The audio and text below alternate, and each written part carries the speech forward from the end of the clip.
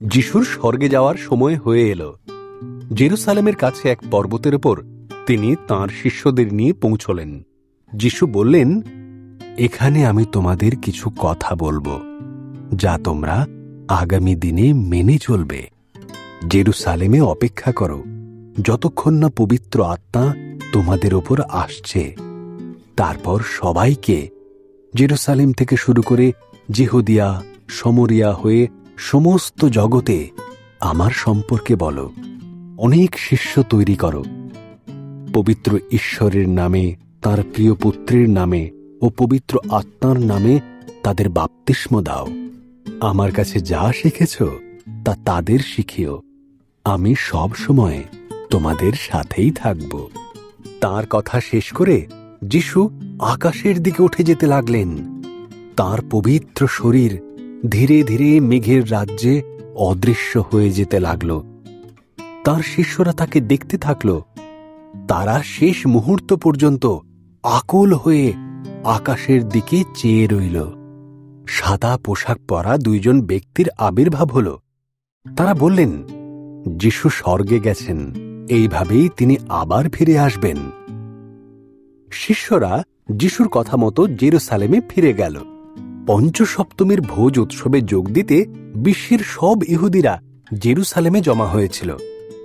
যিশুর অনুগামীরাও সেখানে ছিল। তারা সবাই একত্রিত হয়ে যিশুর উপহারের জন্য অপেক্ষা করতে লাগল। উৎসবের সময় ঈশ্বরের উপহার এলো। সেই সময় যে বাড়িটিতে তারা একত্রিত হয়েছিল সেটি এক ভীষণ বাতাসের শব্দে ভরে গেল। এরপর যিশুর অনুগামীদের প্রত্যেকের মাথার উপর যেন এক জ্বলন্ত আগুনের শিখা দেখা গেল। এরপর ঘরে উপস্থিত সকলে ঈশ্বরের পবিত্র আত্মা দ্বারা পূর্ণ হলেন। তিনি তাদের বিভিন্ন ভাষায় কথা বলার ক্ষমতা দিলেন। পৃথিবীর নানা প্রান্ত থেকে আসা ইহুদিরা এ কথা শুনে আশ্চর্য হয়ে গিয়ে বলল, ওরা আমাদের ভাষায় কথা বলছে। ঈশ্বর যে মহান কাজগুলি করেছেন তার বর্ণনা করছে। পিতর তাদের বোঝালেন, এ সবই ঈশ্বরের উপহার। বহু আগেই এই প্রতিজ্ঞা করা হয়েছিল, যা মশীহ যিশুর মধ্য দিয়ে আমাদের কাছে এসেছে। তোমরা তাকে হত্যা করেছিলে, কিন্তু ঈশ্বর আবার তাকে জীবন দান করেন। খুবই দুঃখের সঙ্গে ইহুদিরা জিজ্ঞাসা করল, আমরা কি করব? পাপের পথ থেকে সরে এসো।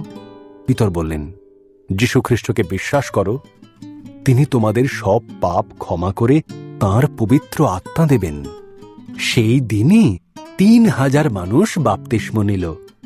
এই ৩,০০০ মানুষ সমস্ত মানুষের মধ্যে প্রথম যারা যিশুকে উদ্ধারকর্তা বলে মানবে।